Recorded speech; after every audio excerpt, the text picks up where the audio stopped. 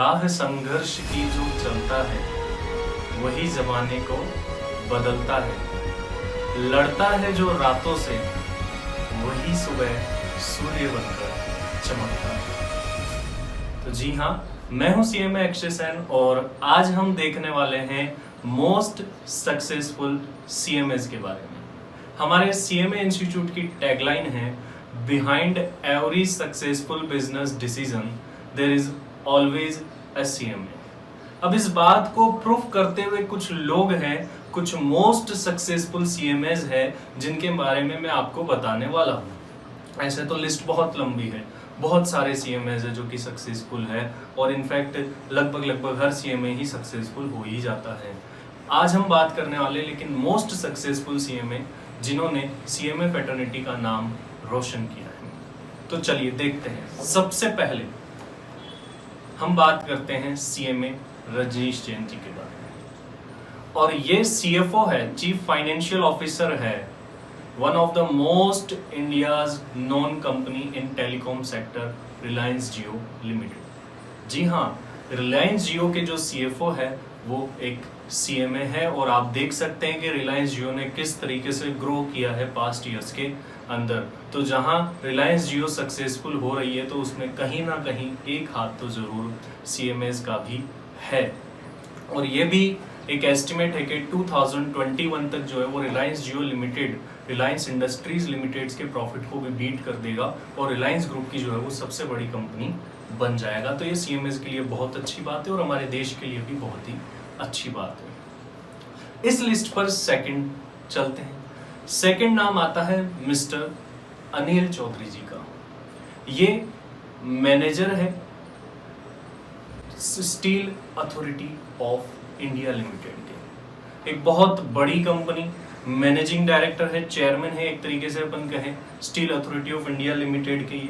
और market cap जो है सेल का वो 1.3 लाख करोड़ है। इससे पहले हमने रिलायंस जियो की बात करी तो रिलायंस जियो का जो मार्केट कैप है अप्रोक्स 5 लाख करोड़ है। ये थोड़ा कम ज्यादा होता रहता है शेयर प्राइसेस की वजह से, लेकिन अप्रोक्स 5 लाख करोड़ है। तो आप देख सकते हैं कि कितनी बड़ी कंपनी है। और steel authority of India 1.3 lakh crore के अप्रोक्स जो मार्केट कैप है वो होल्ड करके रखती है और ये थोड़े बहुत चेंज होते रहते हैं। मैं ये एक एस्टिमेट्स अप्रोक्स डेटा आपको दे रहा हूँ। चलिए, तो इस लिस्ट के अंदर थर्ड नेम पर चलते हैं और देखते हैं थर्ड सीएमए कौन है। थर्ड जो इस लिस्ट में आते हैं वो है मिस्टर सुभाष कुमार। ये सीएफओ है one of most known company ONGC limited की, जिसका टर्नओवर है 1 लाख करोड़। तो ओएनजीसी लिमिटेड के जो सीएफओ है वो भी एक सीएमए है। और ONGC oil and natural gas limited इतनी बड़ी कंपनी इंडिया की पेट्रोलियम और गैस सेक्टर के अंदर, गवर्नमेंट ऑफ इंडिया की कंपनी है, पब्लिक सेक्टर अंडरटेकिंग है। तो इसके भी जो सीएफओ है वो एक सीएमए है। तो बेटा रिलायंस जियो के स्टील अथॉरिटी ऑफ इंडिया के चेयरमैन और ओएनजीसी के सीएफओ एक सीएमए है। और ये इंडिया की इतनी बड़ी कंपनी है जो हमारे देश को चलाने में बहुत बड़ा कॉन्ट्रीब्यूशन करती है। अब अलग अलग सेक्टर देखे, एक टेलीकॉम सेक्टर देखा आपने, एक स्टील सेक्टर देखा आपने, एक पेट्रोलियम सेक्टर देखा आपने। तो देखिए सीएमए कहाँ कहाँ अलग अलग सेक्टर्स में कंट्रीब्यूट कर रहे हैं। और अभी चल रहा है कोरोना वायरस का टाइम, तो मेडिकल इमरजेंसी है। तो क्या इस सेक्टर में भी सीएमए किसी कंपनी में बड़ी पोस्ट पर है? बिल्कुल। वोकहार्ट फार्मा के जो सीएफओ है मानस दत्ता, वो भी एक सीएमए है। काफी अच्छी और बड़ी जानी मानी गई कंपनी है फार्मा सेक्टर के अंदर। 2400 करोड़ रुपए का इसका मार्केट कैप है लगभग। तो हम मेडिकल सेक्टर में भी कंट्रीब्यूट कर रहे हैं। तो ऐसा नहीं है कि हम एक ही सेक्टर में हैं। देखिए सीएमए का रोल कितने सेक्टर्स में आता है।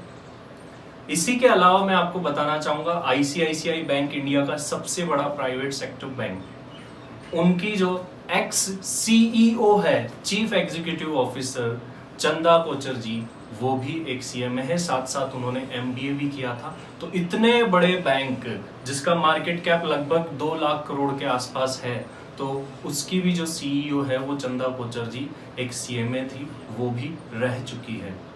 तो ये सीरीज फर्स्ट थी हमारी। आपके पास भी ऐसी कोई जानकारी हो, आप भी जानते हो, तो जरूर से मुझे कमेंट बॉक्स में लिख करके बताइए। और भी हम लोगों को बताएंगे कि कहाँ कहाँ तक सीएमए प्रोफेशन के लोग पहुंचे हुए हैं। तो सुनने के लिए धन्यवाद। आप भी कोशिश करिए कि आपका भी नाम मोस्ट सक्सेसफुल सीएमएस के अंदर आए। Thank you very much.